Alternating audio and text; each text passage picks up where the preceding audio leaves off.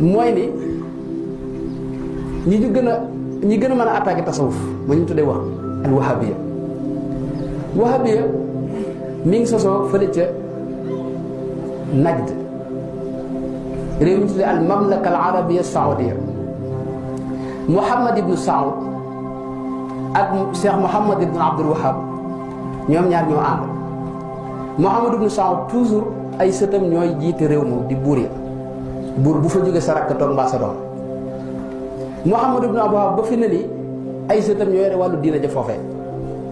aalu Cheikh Muhammad ibnu Wahab mufti yëpp aalu Cheikh Muhammad ibnu Wahab. bu loolu weesoo gis nga man du ma tuumaal wàllu diina ji waaye politiciens yi lay tuumaal mooy aalu Muhammad ibnu Saoud gis nga ñoom réew ma ci boobu sax dañu ko soppi tudde ko seen baay Saoud. loolu amul ci adduna bi maanaam réew mi boo fa bëggoon a xëy soo tudde ko kenn ci bàyyi kenn ci noonu yi réew mi tàkk. Saoudiya moom la ñëpp wax. aalu Muhammad ibnu Saoud moomu nag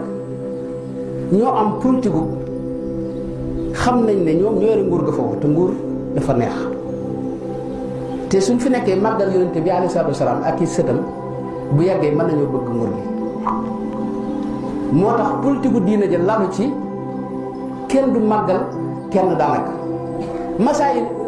masala yi ñuy xuloog noonu yëpp weesuwul loolu mooy màggal yonente bi ñaan ci barke yonente bi ñun la kooku xaram ñaanal ci yàlla rek waaye yonente bi bu ko fi ñaan.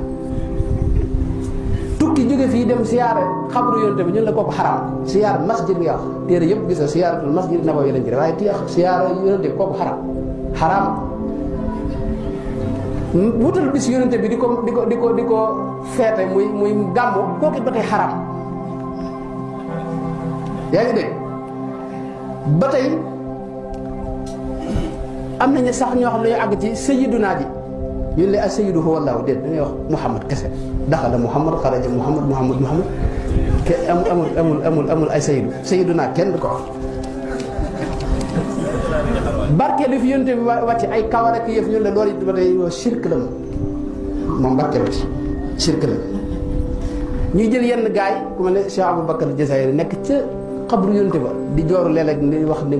waajur yonte bi ndeyam baayam ñëpp ñu nga sawara te loolu masala xilaafa la ba tey.